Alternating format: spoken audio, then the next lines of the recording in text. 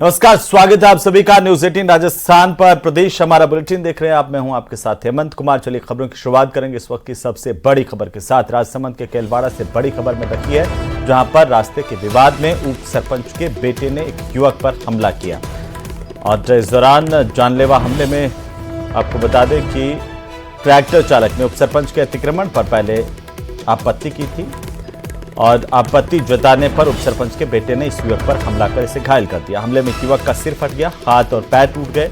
युवक को गंभीर हालत में उदयपुर रेफर किया गया। केलवाड़ा थाना इलाके के छावनी की भागल की घटना है, जिसकी तस्वीरें आपकी टीवी स्क्रीन पर हैं।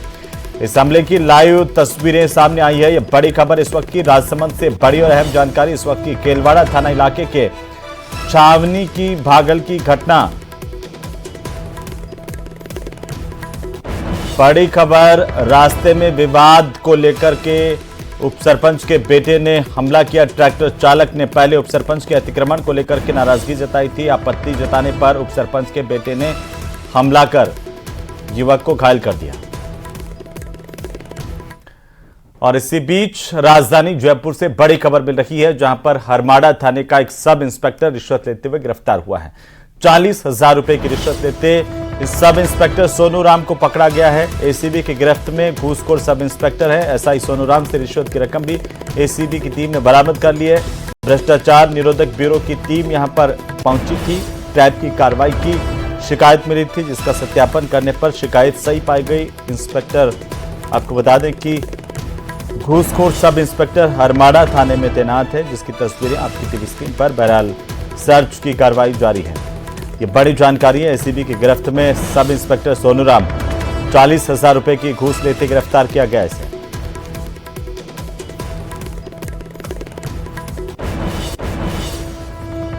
उधर नागौर में चुनाव तो समाप्त हो गया, लेकिन नेताओं के बीच की तल्खी अभी भी खत्म नहीं हुई है। चुनाव के बाद पहले हनुमान बेनीवाल ने ज्योति मिर्धा पर तंज कसा, तो ज्योति मिर्धा ने हनुमान बेनीवाल पर भी निशाना साधा। रिपोर्ट देखिए। ये घोड़े और मैदान तो जब तक एक घोड़ा मर नहीं जाएगा जितने अनशन बयान दिए। लोकसभा का चुनाव खत्म हो गया है, लेकिन नेताओं की बयानबाजी लगातार जारी है। चुनावी रस्साकसी के दौरान जहां ज्योति मिर्धा और हनुमान बेनीवाल एक दूसरे पर आरोप लगा रहे थे, तो वहीं अभी भी ये जुबानी जंग खत्म नहीं हुई है। लोकसभा चुनाव में हार के बाद ये चर्चा चलने लगी कि अब ज्योति मिर्धा वापस नागौर नहीं आएगी, लेकिन ज्योति मिर्धा नागौर आई और लोगों से मुलाकात भी की। इस दौरान जनसुनवाई भी की और हनुमान बेनीवाल के खिलाफ जमकर हमला बोला। उन्होंने कहा कि मरते दम तक नागौर में घोड़े और मैदान की लड़ाई जारी रहेगी। ये घोड़े और मैदान तो जब तक एक घोड़ा मर नहीं जाएगा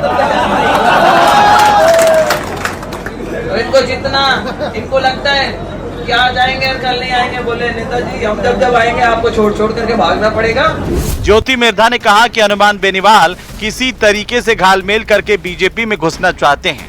जिन जिन लोगों को ये शक था कि भाई ज्योति मिर्धा का घर रॉन्ग साइड है, बिका हुआ है, उनको कहता ना ज्योति मिर्धा तो बड़ा फार्म खरीदना चाहती है।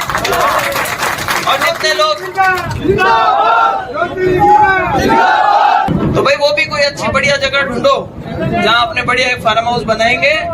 और ये जितने सारे यहाँ पे बैठे हुए इनके छाती पे मूंग दलने का काम अपन करेंगे आने वाले। और ये जितने अनशर्ट बयान दिए, कैसा हमने तो पार्टी बना ली और अगर हिम्मत है तो आकर के अकेले चुनाव लड़के दिखा रहे। तूने एक बार अकेले ने चुनाव लड़ा था, तेरी जमानत जब्त हुई थी, क्या फालतू होगा। कभी कांग्रेस की बैसाखियां लेकर के आते हो और कभी भारतीय जनता पार्टी की बैसाखियां लेकर के आते हो।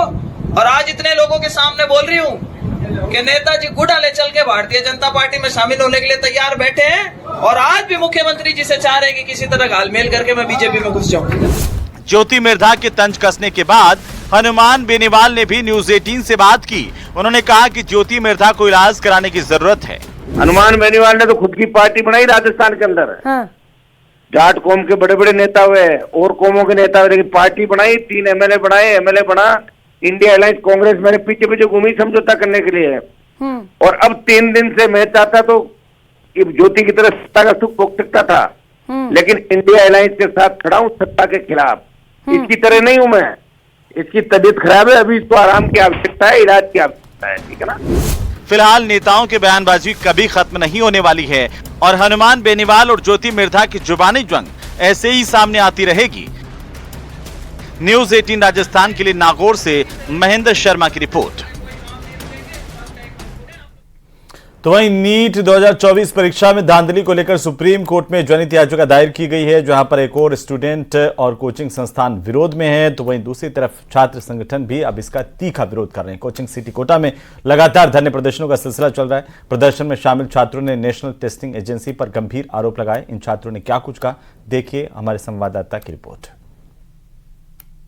नीट के नतीजे इस बार एनटीए के लिए सरदर्द बन रहे हैं। पूरे देश में अलग अलग तरह से विरोध के स्वर गूंज रहे हैं। कोटा में भी आज एबीवीपी की तरफ से ये देख सकते हैं आप, विरोध प्रदर्शन सड़कों पर देखने को मिल रहा है और नीट के पेपर की सीबीआई जांच की जो मांग है वो यहाँ पर की जा रही है।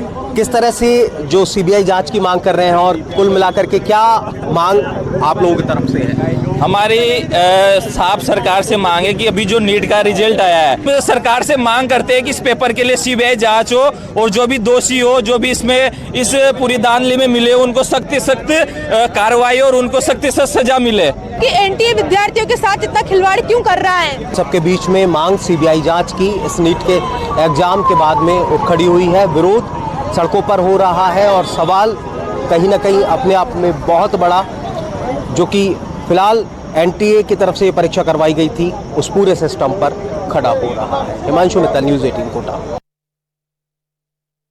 तो वहीं सैनिक कल्याण मंत्री कर्नल राज्यवर्धन सिंह राठौड़ ने पूर्व सैनिकों से मुलाकात की और इस दौरान राज्यवर्धन सिंह राठौड़ ने सैनिक कल्याण समेत कई मुद्दों पर उनसे संवाद भी किया। साथ ही राज्यवर्धन ने पूर्व सैनिकों से अपने अनुभव साझा किए और राष्ट्र निर्माण के कर्तव्य पथ पर सतत समर्पित रहने का संकल्प लिया। इस मौके पर उन्होंने कहा कि पूर्व सैनिकों के कल्याण के लिए उनकी सरकार पूरी तरह प्रतिबद्ध है।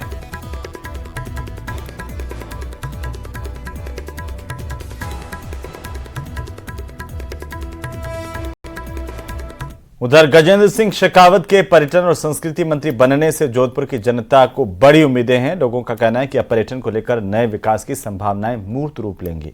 जोधपुर की जनता पर्यटन और संस्कृति मंत्री गजेंद्र सिंह शेखावत से क्या कुछ उम्मीदें कर रही है, यह जानने की कोशिश न्यूज 18 राजस्थान की टीम ने की है। आप भी देखिए।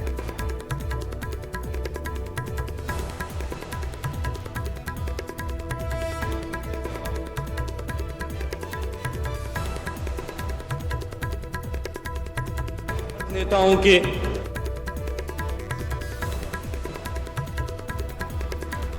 नरेंद्र मोदी के तीसरे कार्यकाल के तहत विभागों का बंटवारा हो चुका है।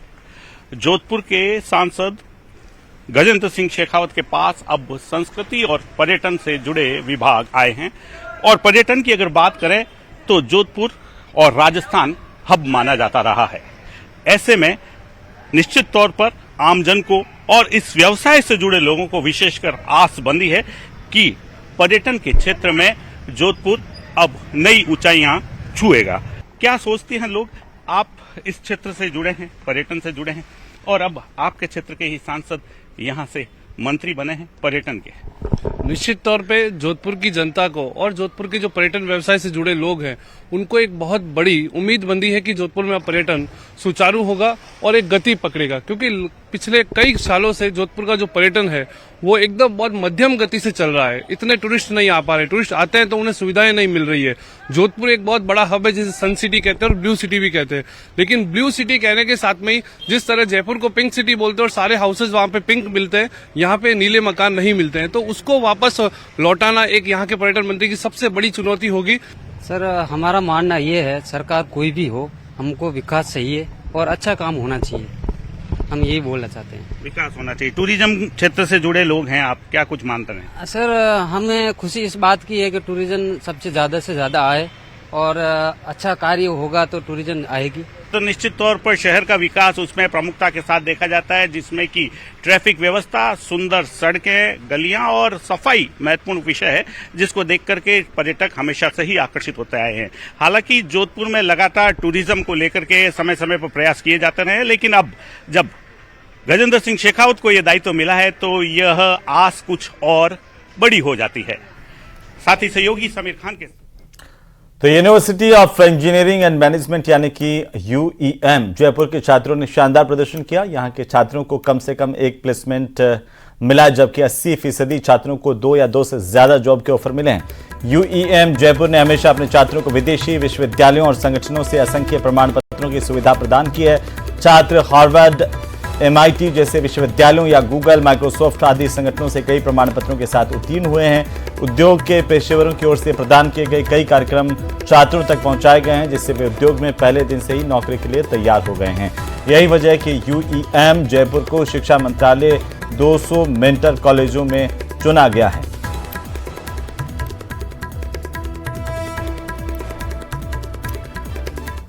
तो वहीं मौसम विभाग ने राज्य में 25 जून तक बारिश शुरू होने की संभावनाएं जताई, जिसके बाद राजधानी जयपुर में नगर निगम पूरे शहर में अब फ्लड कंट्रोल रूम शुरू करने जा रहा है। इससे जल भराव की समस्या से निपटा जा सके। वहीं बाढ़ नियंत्रण के लिए जल भराव पर इमरजेंसी रिस्पांस दिया जाएगा, जिसके लिए बाढ़ नियंत्रण कक्ष बनाया जाएगा, जो 15 जून से शुरू होगा। जिला प्रशासन के निर्देश पर शहरी इलाकों में भी उपखंड अधिकारियों को इंसिडेंट कमांडर की जिम्मेदारी सौंपी गई है। बाढ़ नियंत्रण कक्ष 15 जून से शुरू होंगे। इसके लिए शहर में हर अग्निशमन केंद्र पर मिट्टी के कट्टों और मडपंप समेत कई व्यवस्थाएं होगी। आपदा प्रबंधन की टीम भी इस दौरान अलर्ट मोड पर रहेगी। के दौरान राजस्थान में बाढ़ नियंत्रण के लिए विशेष तैयारियां की जा रही है। मानसून ने महाराष्ट्र में दस्तक दे दी है और राजस्थान में भी मानसून अब अगले 10 से 15 दिन में कभी भी आ सकता है। ऐसे में राजस्थान में तैयारियां तेज है। खासतौर पर जयपुर के अंदर 9 इंसिडेंट कमांडर बनाए जा चुके हैं। अलग अलग जो केंद्र हैं, खासतौर पर घाट गेट पर हम मौजूद हैं। आप देख सकते हैं कि यहाँ पर जो व्यवस्थाएं हैं वो चाक चौबंद करने की तैयारियां की गई हैं। लोगों को ट्रेनिंग दे दी गई है। लाइफ जैकेट आप देख सकते हैं, इसमें जो रस्सियों की ज़रूरत पड़ेगी, कटर की ज़रूरत पड़ेगी, तमाम चीज़ें यहाँ पर मौजूद हैं। 15 तारीख को यहाँ पर कट्टों के अलावा जो ज़रूरत का सामान है, चाहे ट्रैक्टर ट्रॉली है या दूसरी चीज़ें हैं लाइफ सेविंग के लिए, वो भी यहाँ पर दी जाएंगी। यहाँ पर आप देखेंगे कि पूरी टीम बाकायदा लगातार उनकी ट्रेनिंग दी जाती है। क्या तैयारियाँ, बातचीत करते हैं यहाँ पर। सर, आपका नाम जानना चाहेंगे, क्या पद आपका? मैं Shubham Sharma, assistant fire officer, Nagar Nigam Jaipur Heritage में। बाढ़ को लेकर के क्या तैयारियां हैं, कितनी आपकी टीम है, किस तरह से आपका जो प्लान ऑफ एक्शन है? सर, बाढ़ को लेके नगर निगम जयपुर हेरिटेज की तरफ से 3 बाढ़ नियंत्रण कक्ष बनाए गए हैं, जिसमें अग्निशमन केंद्र बनी पार्क, अग्निशमन केंद्र घाट गेट एंड अग्निशमन केंद्र आमेर, ये 3 कंट्रोल रूम बनाए गए हैं। घाट गेट फायर स्टेशन पे हमारे पास जो अभी मौजूदा इक्विपमेंट्स है उसमें लाइव जैकेट है, लाइव रिंग है, गेती है, फावड़ा है, बेलचा है, रस्से हैं, जो आप सब यहाँ देख ही सकते हैं। जो अभी हमारे पास इक्विपमेंट है, और बाकी मिट्टी के कट्टे, लेबर वगैरह, ट्रैक्टर ट्रॉली, मडपम, ये हमारे पास 15 तारीख तक उपलब्ध हो जाती है।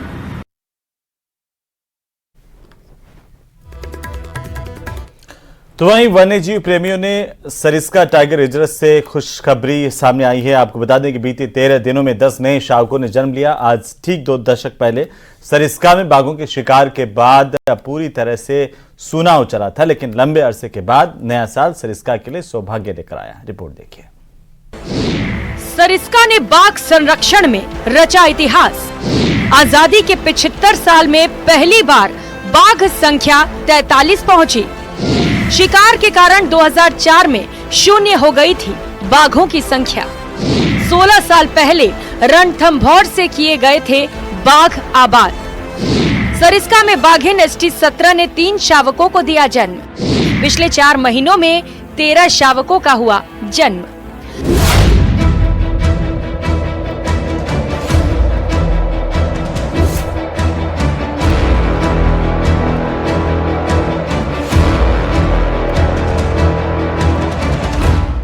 वन्यजीव प्रेमियों के लिए खुशी की खबर है। सरिस्का टाइगर रिजर्व से खुशखबरी सामने आई है। 13 दिनों में सरिस्का को 10 नए शावक मिले हैं। मंगलवार सुबह बाघिन ST-17 ने 3 शावकों को जन्म दिया। पिछले 4 महीने में सरिस्का में बाघिनों ने कोई 1-2 नहीं बल्कि 13 शावकों को जन्म दिया है। सरिस्का की अकबरपुर रेंज में बाघिन ST-17 के साथ कैमरा ट्रैप में 3 नन्हे शावक दिखाई दिए हैं। सरिस्का में पिछले 4 महीने में 13 नए शावक मिले हैं। इससे पहले 13 मार्च को बाघिन ST-12 3 शावकों के साथ नजर आई थी। 30 मई को बाघिन ST-22 के साथ 4 शावक कैमरा ट्रैप में दिखाई दिए थे। साथ ही बाघिन ST-12 का एक और शावक कैमरा ट्रैप में दिखाई दिया।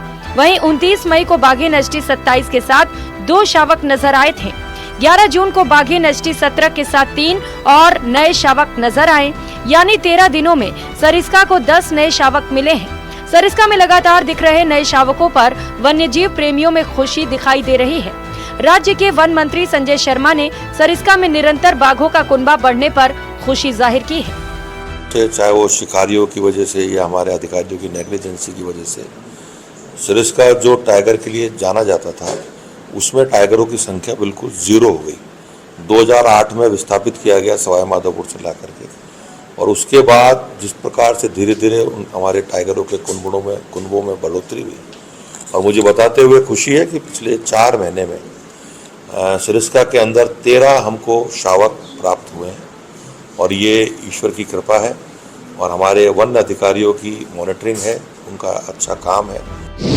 75 साल के बाद पहली बार बाघों की संख्या 43 के पार पहुंची। सरिस्का ने 11 नर बाघ, 14 बाघिन और 18 शावकों की संख्या कैद की। इनमें से 13 शावकों का जन्म पिछले 4 महीने में हुआ है।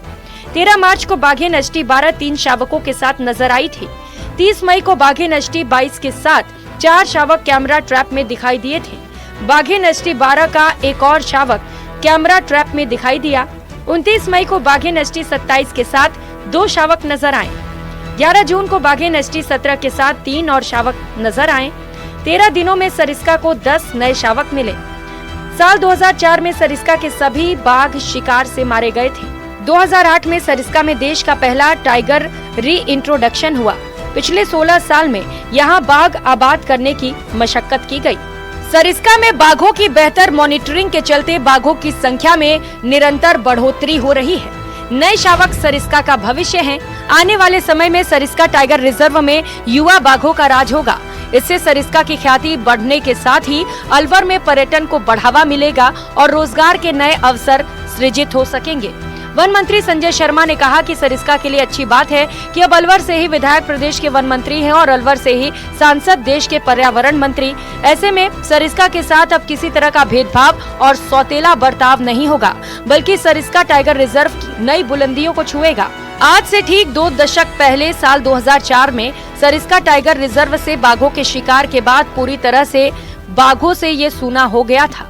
जब सरिस्का के साथ बदकिस्मती का ऐसा दाग लगा था तो लंबे अरसे तक धुल नहीं पाया, लेकिन नया साल सरिस्का के लिए सौभाग्य लेकर आया है। लंबे अरसे के बाद सरिस्का किसी बाघ नर्सरी की तरह पनप रहा है।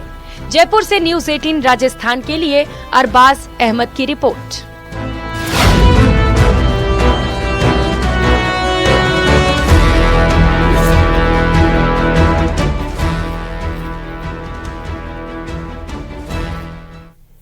तो चलिए फिलहाल वक्त तो चला एक छोटे से ब्रेक का, जल्द लौटते हैं।